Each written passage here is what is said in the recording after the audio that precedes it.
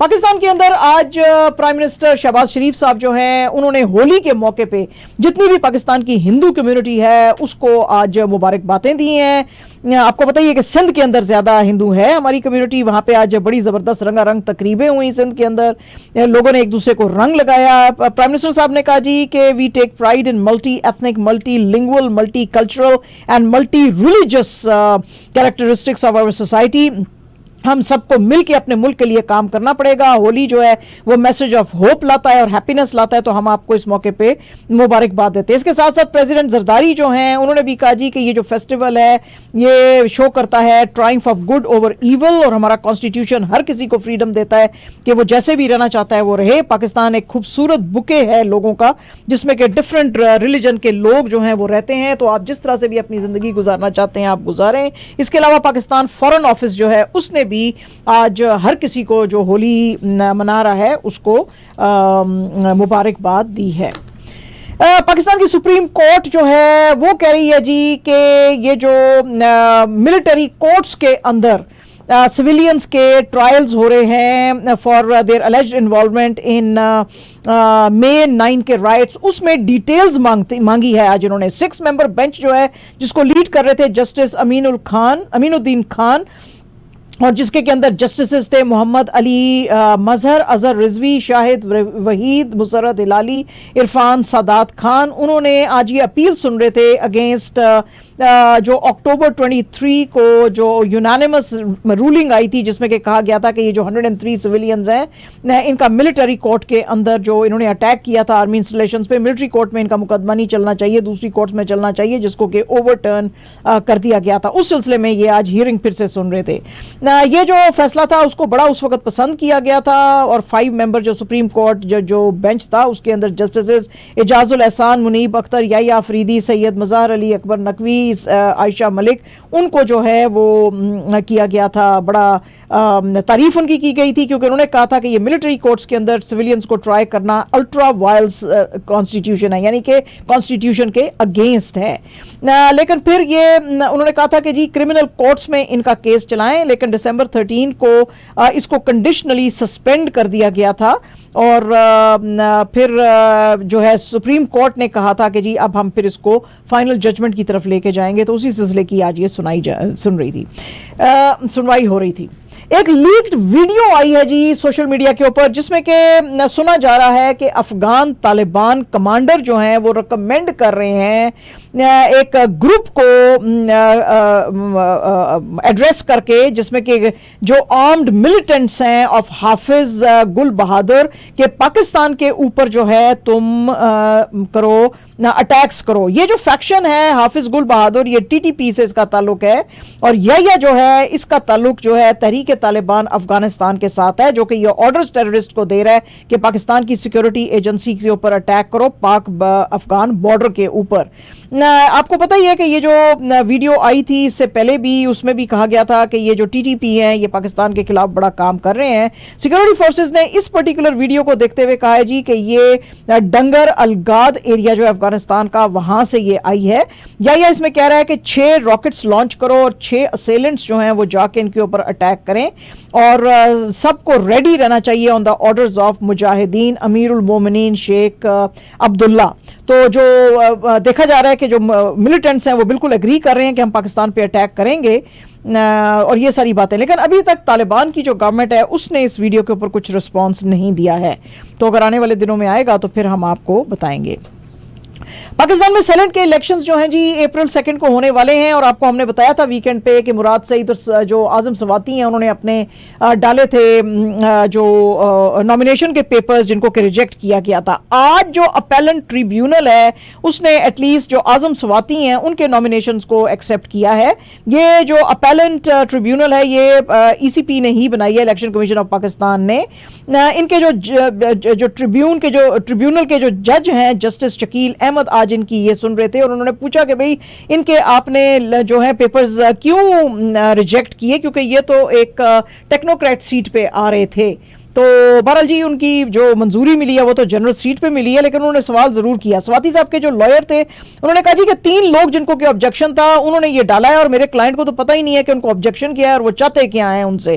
तो बहरहाल जी हम जो है आपके सामने ये लेकर आए हैं प्लीज, तो अब आप इसका करें। अपैलेंट कोर्ट ने कहा जी कि ट्रिब्यूनल ने कहा जी कि ठीक है हम इनके जो है वो नॉमिनेशन पेपर्स जो हैं वो एक्सेप्ट करते हैं। तो आप देखें हौले हौले अब पाकिस्तान में चेंज आ रही है, हौले हौले जो है वो कुछ मास्टर्स जो हैं उन्होंने कुछ कहा है हमारी इस्टेब्लिशमेंट को कि भाई ज़रा हाथ थोड़ा हौला रखो, इमरान खान थे तो उसकी पार्टी थे। तो आप देखें आने वाले दिनों में भी बहुत चेंजेस। आपने अगर मेरा देखा होगा सलमान अहमद के साथ जो मेरा थोड़े दिन पहले इंटरव्यू लिया उसमें उन्होंने बहुत बड़े रेवलेशंस किए हैं।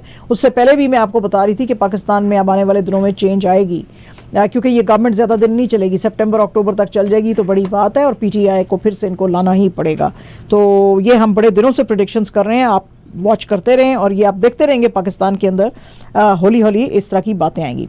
पीटीआई जो है जी उसने आज कहा है कि यूरोपियन यूनियन की जो रिपोर्ट आई है पाकिस्तान की रिगिंग के ऊपर वो बहुत ज़्यादा इंपॉर्टेंट है और उसको जो है पब्लिक करने की ज़रूरत है।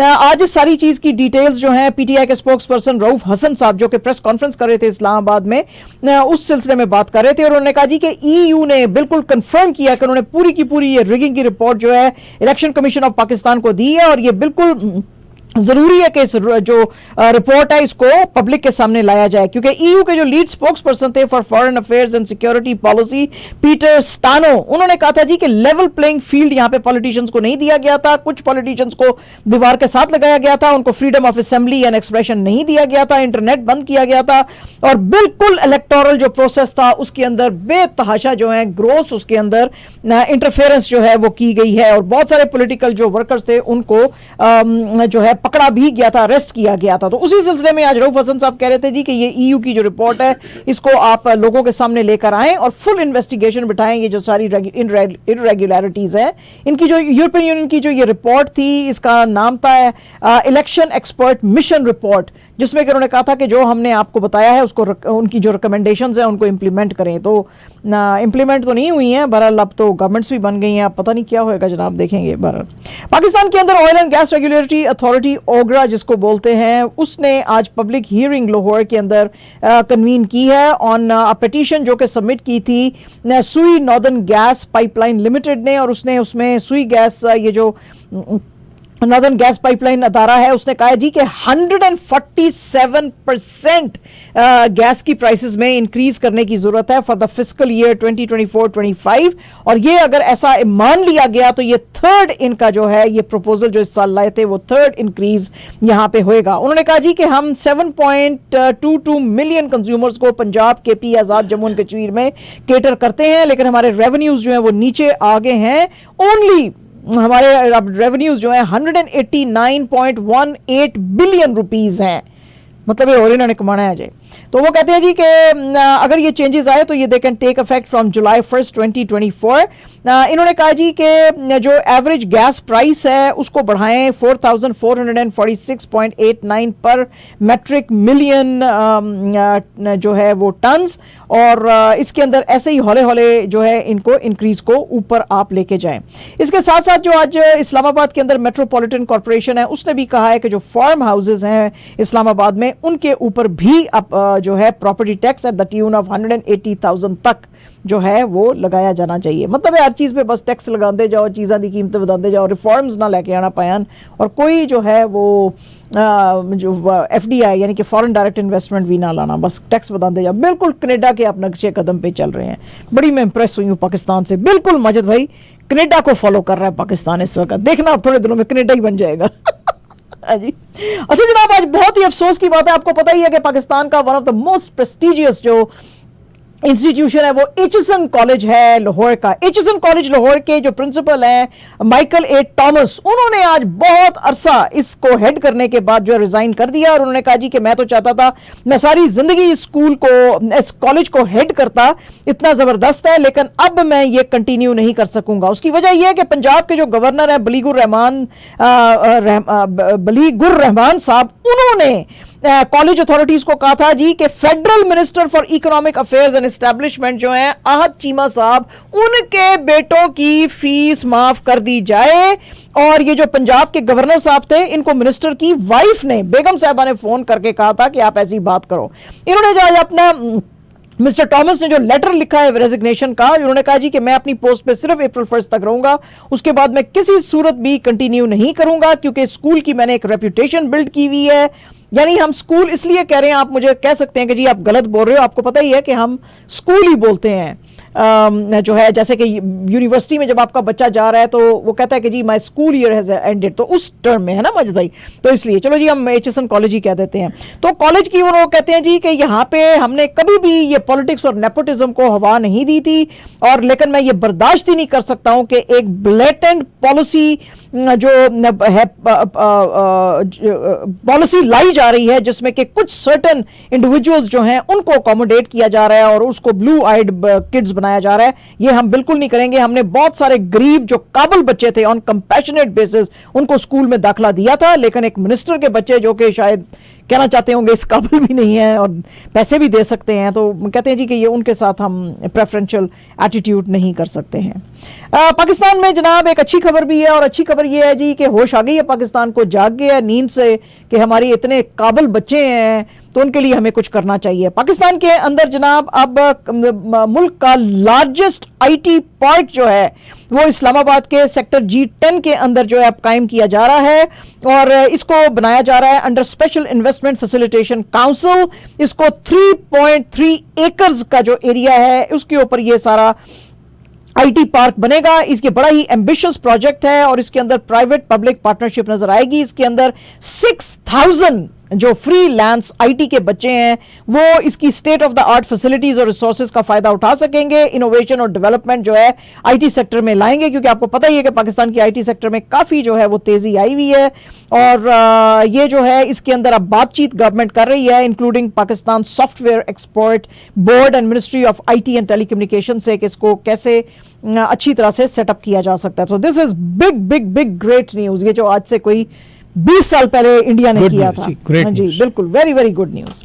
और जनाब द वायर की आज एक स्टोरी है, और इसके मुताबिक एक बहुत ही सीनियर जर्मन ऑफिशियल जो इंडिया के अंदर पोस्टेड हैं उनको बुला के, और मिनिस्ट्री ऑफ एक्सटर्नल अफेयर्स जो है इंडिया की, उन्होंने बड़ा बुरा उनको उनके साथ मनाया है, क्योंकि उन्होंने एक ट्वीट कर दी थी। उन्होंने कहा जी कि ये जो दिल्ली के चीफ मिनिस्टर हैं बड़े ही पॉपुलर हैं अरविंद केजरीवाल, इनको जो ईडी ने उठाया है तो ये बिल्कुल इंटरफेरेंस है और डेमोक्रेटिक एक कंट्री के अंदर, और ये जो इनके डेमोक्रेटिक प्रिंसिपल्स हैं उसके साथ टैली नहीं करती है। इनको फेयर और अनबायस्ड ट्रायल का राइट देना चाहिए, क्योंकि ये प्रिजम्पशन है कि इनोसेंट है जब तक unless and until proven guilty.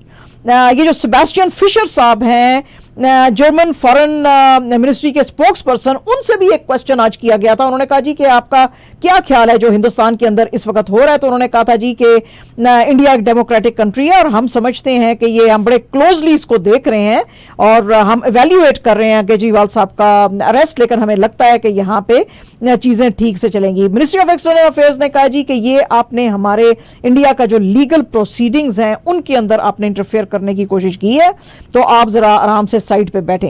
इस मौके पे बात करते हुए जो बहुत बड़े एक राइटर है हिंदुस्तान के प्रेम शंकर झा, उन्होंने कहा जी कि ये जो अरेस्ट है ये इतने ज्यादा पॉपुलर दिल्ली के चीफ मिनिस्टर को जो इन्होंने किया है, तो मोदी जी ने लक्ष्मण रेखा यानी कि रेड लाइन उन्होंने पार कर ली है, जो कि होती है between rule of law and rule of tyrant. तो यानी कि मोदी जी को उन्होंने टायरेंट बोला है। उन्होंने कहा जी कि हौले हौले स्टेप वाइज मोदी जी हर वो बंदा जो उनके खिलाफ बोल रहा है जब से ये 2014 से पावर में आए हैं उसको ये चुप करा रहे हैं, और डेमोक्रेसी जो है हौले हौले उसको बर्बाद करते जा रहे हैं। ये सारे काम जो है हिटलर करता होता था जर्मनी के अंदर 1933 में, और अब ये काम सारे हिंदुस्तान के अंदर भी शुरू हो गए हैं। मोदी जी ने उनके मुताबिक पहले उन्होंने ऑपोजिशन पार्टीज को तोड़ा और तोड़ के उनकी हालत इतनी खराब कर दी कि उनका कुछ एग्जिस्टेंस ही नहीं रहा, सिर्फ रीजनल पार्टीज जो हैं वही रह गई। लेकिन फिर भी वो कांग्रेस को, टीएमसी जो कि तृणमूल कांग्रेस है बंगाल में, उसको और आम आदमी पार्टी को नहीं तोड़ सके। और केजरीवाल जो है वो कॉन्स्टेंटली टूथ एंड नेल, यानी कि एक्सट्रीमली वो जो है फाइट करते रहे हैं मोदी जी के जुल्म के खिलाफ। जब से वो 2015 में जीत के आए थे, 53% उनको वोट्स पड़े थे, 70 में से उन्होंने 67 विधानसभा की सीटें जीती थी और बहुत बड़ी मार दी थी कांग्रेस को उस वक्त जो सिटिंग गवर्नमेंट थी, और फिर उसके बाद बीजेपी को भी कभी नहीं जीने दिया। तो वो कहते हैं जी झा साहब के मोदी जी ये चीजें कैसे बर्दाश्त करेंगे, उनके लिए ये बिल्कुल अनएक्सेप्टेबल है और वो चाहते हैं कि वो कंप्लीटली केजरीवाल को डिस्ट्रॉय करें बाय एनी मींस पॉसिबल। तो इसलिए इन्होंने जो है वो ये किया है। तो पैन फिर हुन की करिए, ऐसी की करिए है जी। अच्छा जनाब, हिंदुस्तान के अंदर आज फिर से बहुत बड़ी बहस जो है वो शुरू हो गई है, क्योंकि मोदी जी अक्सर कहते हैं बेटी पढ़ाओ बच्ची पढ़ाओ बच्ची बचाओ। वो हमेशा कहते हैं बेटी पढ़ाओ बेटी बचाओ, लेकिन फिर से रेप्स के जो सिलसिले हैं हिंदुस्तान के अंदर शुरू हो गए हैं। आज एक बच्ची सिर्फ 4 साल की जो है उसको अलेजली उसका जो टीचर है उसके भाई ने ट्यूशन सेंटर के अंदर उसको दिल्ली के पांडव नगर के अंदर रेप किया, और उसके बाद जो है लोकल्स बड़े गुस्से में आ गए, वो बाहर निकले, उन्होंने व्हीकल्स जो है उसको वेंडलाइज किया। इसके अलावा एक लड़की जो है जो एक लड़के को जानती थी, उस लड़के ने उसको होटल में बुलाया, वहां पे जब वो गई तो उसको भी उस लड़के ने अपने एक दोस्त को बुलाया हुआ था, दोनों ने मिलके जो है वो रेप किया। ये दोनों लड़के जो थे लुधियाना के रहने वाले थे। इसके ऊपर फिर से जो है बात उठी कि भाई लड़कियों की कोई जान महफूज है कि नहीं है। एक रिपोर्ट जो आज आई है उसके मुताबिक मोदी जी जब से 2014 में आए हैं तो उन्होंने ये तो कहा है कि हम औरत की सेफ्टी के लिए और जेंडर इक्वालिटी के लिए बहुत ज्यादा काम करेंगे, लेकिन अभी भी जो क्राइम्स हैं बेतहाशा औरतों के खिलाफ किए जाते हैं। एक्सपर्ट्स जो हैं वो कहते हैं जी कि क्योंकि सेक्सुअल हरासमेंट का ये जो सारे का सारा कल्चर ही है, इसको डाउन प्ले हिंदुस्तान के अंदर अभी भी किया जाता है, जैसे कि जिसका के जिक्र जो है अपने एक आर्टिकल में वॉशिंगटन पोस्ट ने भी किया था। मोदी जी ने वैसे तो बहुत ही लैंडमार्क बिल्स पेश किए हैं, जिसमें कि वो कहते हैं जी कि जो लोअर हाउस है उसमें भी 1/3 सीट्स औरतों की होनी चाहिए, असेंबलीज जो स्टेट्स असेंबलीज है उसमें भी औरतें होनी चाहिए, रिफॉर्म्स लाने चाहिए। लेकिन वो कहते हैं जी कि हिंदुस्तान का जो deep rooted gender equality in equality culture है उसको चेंज नहीं किया जा रहा है। हिंदुस्तान में जो गुजरात की स्टेट है उधर भी अभी बहुत ज्यादा सुप्रीम कोर्ट ऑफ इंडिया जो है उसने इतराज किया था, जब आपको पता ही है कि बिल्किस बानो का 2008 का जो गैंग रेप का केस था उसमें 11 लोगों को छोड़ दिया गया था और बीजेपी ने उसकी बड़ी तारीफ की थी कि ये बड़े गुड ब्राह्मण्स हैं। तो उसके ऊपर लोगों ने बीजेपी को भी और मोदी जी को भी बहुत ज्यादा क्रिटिसाइज किया था। उसके साथ साथ लोगों ने मोदी जी को और भी क्रिटिसाइज किया था जब मणिपुर के अंदर जो है राइट्स चले थे और वहां पर भी औरतों को बेतहाशा जो है वो रेप किया गया था। तो वो लोग सोचते थे कि मोदी जी ने मौन क्यों रखा, यानी कि वो रोजे पे क्यों बैठे हैं, क्वाइट क्यों बैठे हैं, इसके ऊपर बात क्यों नहीं कर रहे हैं। तो जनाब आज फिर से जो सिविल सोसाइटी में लोगों ने आज बात की है इसके ऊपर। और जनाब राहत फतेह अली खान साहब जो हैं उनको मिला है नेशनल अवार्ड और उसके ऊपर जो है जनता बड़ी भड़क गई है। ये जो वीडियो सामने आया है जिसमें कि देखा जा रहा है कि इनको नेशनल अवार्ड दिया गया। वैसे तो राहत फतेह अली खान साहब बहुत बड़े सिंगर हैं, सब कॉन्टिनेंट में शायद ही उनके जैसा कोई इस वक्त जो है कोई सिंगर होएगा। लेकिन आपको पता ही है कि थोड़े दिन पहले एक वीडियो वायरल हुई थी जिसमें ये अपने एक जो स्टूडेंट था उसको मार रहे थे और कह रहे थे वो दम वाली बोतल कहाँ है, दम वाली बोतल। तो लोग जो है ज्यादा खुश नहीं है। वो कहते हैं एक आदमी जो अब्यूजर है उसको एक नेशनल ऑनर जो है वो नहीं देना चाहिए था। ठीक है पायन ए गाले। और जनाब हमारी बाजी Kangana Ranaut finally she has jumped in politics and she has joined BJP. ये जो है लड़ेंगी मंडी के एरिया में से अपने 2024 के जनरल इलेक्शंस में। और वो कहती हैं जी मैं बड़ी फॉर्चुनेट हूं कि मैं जिस जगह में पैदा हुई थी वहीं से अब मैं इलेक्शंस जो है मैं लड़ूंगी। अगर लोगों ने मुझे चूज किया तो मैं इनकी हर तरह से मदद करने की कोशिश करूंगी। ये मेरे लिए बड़ा ही इमोशनल जो है वो टाइम है और मैं बड़ी थैंकफुल हूं बीजेपी के जो नेशनल प्रेसिडेंट है JP नड्डा, जिन्होंने के मेरे पे भरोसा किया। इसके अलावा यूनियन मिनिस्टर अनुराग ठाकुर जिन्होंने मुझे सपोर्ट किया, फॉर्मर चीफ मिनिस्टर जो है जयराम ठाकुर जिन्होंने हमेशा मुझे गाइड किया। और मैं थैंकफुल हूं होम मिनिस्टर अमित शाह जी और प्राइम मिनिस्टर मोदी जी के लिए भी कि उन्होंने मुझे ये इतनी बड़ी रिस्पॉन्सिबिलिटी दी है। और इस पे जो है दुनिया फिर और भड़क गई इनके ऊपर भी राहत फतेह अली की तरह। उन्होंने कहा जी बाजी ने तो अभी कुछ अर्सा पहले कहा था कि ये जो हिमाचल की जो पॉपुलेशन है ये तो हार्डली 60 to 70 lakhs है और यहाँ पे ना तो कोई पॉवर्टी है ना तो कोई क्राइम है, तो इसलिए मैं अपनी होम स्टेट से बिल्कुल इलेक्शंस नहीं लड़ूंगी। तो ये किस लिमिट पे हिपोक्रेसी के पे जा रही हैं, ये क्या बात करती हैं और ये क्या करती हैं और क्या कहती हैं। तो दुनिया जनाब आज हमारी जो है बाजी पे भी भड़की हुई थी। ठीक है। और जनाब तापसी पन्नू जो कि अभी डंकी में नजर आई थी शाहरुख खान के साथ, बड़े सितारे उनके ऊपर चले गए हैं और बड़ी मशहूर हो गई हैं बॉलीवुड में। उन्होंने एक बहुत ही जो है वो कहते हैं एक्सट्रीमली इंटीमेट या कि बहुत ही लो की किस्म का अफेयर जो है वो वीकेंड के ऊपर अपना किया और उसमें अपना जो बॉयफ्रेंड था बैडमिंटन प्लेयर मैथियास बो उसके साथ शादी की उदयपुर के अंदर। इसमें सिर्फ इनके चंद जो हैं फैमिली और फ्रेंड्स नजर आए। इसके अंदर जो है प्रोड्यूसर राइटर कानिका डिलो नजर आई, तापसी की जो छोटी बहन है सिस्टर शगुन, पवेल गुलाटी जो कि इनके साथ दोबारा में जिन्होंने काम किया था, कुछ और जो है इनके साथ के बड़े क्लोज फ्रेंड्स और फैमिली जो थी वो थी। और इनसे कुछ दिन पहले भी अभी पूछा गया था कि भाई आप शादी कब करोगी, तो उन्होंने कहा था कि मुझे डर लगता नहीं है, मैंने अपना रिलेशनशिप कभी छुपाया नहीं है और जब मैं शादी करूंगी तो मैं बताऊंगी। बहरहाल जी तस्वीरें तो आ गई हैं बाहर और पता चल गया कि इन्होंने कर ली है शादी, है जी। हाँ जी बिल्कुल ऐसे। और जी आप देख ही रहे होंगे कि एक्स के ऊपर और बाकी सोशल मीडिया के ऊपर शाहिद अफरीदी साहब जो है उनको काफी खींचा जा रहा है, क्योंकि एक वीडियो सामने आई थी जिसमें कि उन्होंने कहा था जी कि ये जो नो कॉन्फिडेंस मूव है ये बिल्कुल ठीक आई थी इमरान खान के खिलाफ, क्योंकि 2018 में जब ये आए थे तो उन्होंने बड़े बड़े वादे किए थे, तो डिलीवर इन्होंने क्या किया। इसको आज डिफेंड किया है पीटीआई के दो लीडर्स ने, एक तो शेर अफजल मरवत ने और दूसरा अली मोहम्मद खान साहब ने। उन्होंने कहा जी कि ये बड़ा प्यार करते हैं इमरान खान साहब से, ये बिल्कुल फॉल्स और इररेलेवेंट चीजें हैं, ये प्रोपेगेंडा है। इसने हमेशा इमरान खान को एक हीरो माना है और हमेशा उसकी इज्जत की है। ये जो कोई भी स्टेटमेंट्स लेकर आ रहा है उसके अपने कुछ जो है जो चीजें हैं जो कि स्कोर्स जो है वो सेटल करना चाहता है इसके साथ, और इसमें अगर उसने कुछ कहा भी है तो उसका पर्सनल ओपिनियन है, उसको मुद्दा बना के उसके साथ लड़ाई नहीं डाल सकते। वो एक हीरो है, उसको हीरो की तरह ही ट्रीट किया जाएगा। ये जो बातें हैं इन्होंने शाहिद अफरीदी साहब ने ये जो कि सामने आई हैं इस वक्त, ये इन्होंने लंदन में 2022 में कही थी जब ये अपनी चैरिटेबल ऑर्गेनाइजेशन के लिए फंड्स रेज करने के लिए गए हुए थे। और जनाब पाकिस्तान का जो 29 मेंबर जो स्क्वाड है जो कि आने वाले अब मैचेस खेलेगा उसके अंदर फास्ट बॉलर मोहम्मद आमिर और ऑलराउंडर इमाद वसीम जो है उसको जगह दी गई है और ये अब ट्रेनिंग कर रहे हैं एबटाबाद का जो काकूल ट्रेनिंग कैंप है मिलिट्री का उसके अंदर in collaboration with Pakistan military.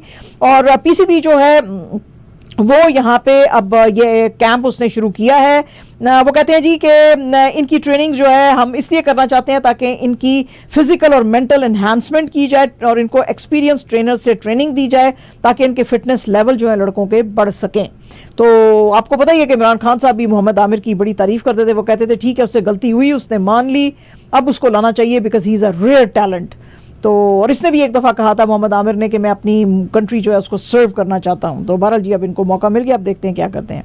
PCB जो है जी उसने डिसाइड किया है कि जो उसका करंट नेशनल सिलेक्शन कमेटी है उसको डिसॉल्व किया जाए। आज लोगों को बड़ी हैरत हुई क्योंकि आपको पता ही है कि बड़े मेजर जो है इवेंट्स आने वाले हैं, न्यूजीलैंड के साथ सीरीज है, T20 सीरीज है, लेकिन बहरहाल जी इसको डिसॉल्व कर दिया गया है। और ये जो डिसॉल्व सिलेक्शन कमेटी है this was led by Wahab Riaz and Tauseef Ahmed, Wajahatullah Wasti, Waseem Haider, Kamran Akmal और जो थे राव इफ्तिखार वो कंसल्टेंट थे, हसन मुजफ्फर चीमा जो थे वो मैनेजर एनालिस्ट थे। पीसीबी के जो चेयरमैन है मोहसिन नकवी उन्होंने कहा जी कि हम नई सिलेक्शन कमेटी का अनाउंसमेंट जल्द ही करेंगे और कहा जा रहा है कि वहाब जो है वो चीफ सिलेक्टर ही की पोजीशन पर रहेंगे और अब्दुल रज़ाक जो है उसको एज कमेटी मेंबर लाया जाएगा। एंड जनाब absolutely our last news is about Canadian जो है कर्लिंग टीम है जिसमें कि रेचल होमन की टीम जो है आफ्टर 2017 इन्होंने कर्लिंग का गोल्ड जीता है वर्ल्ड कर्लिंग चैंपियनशिप के अंदर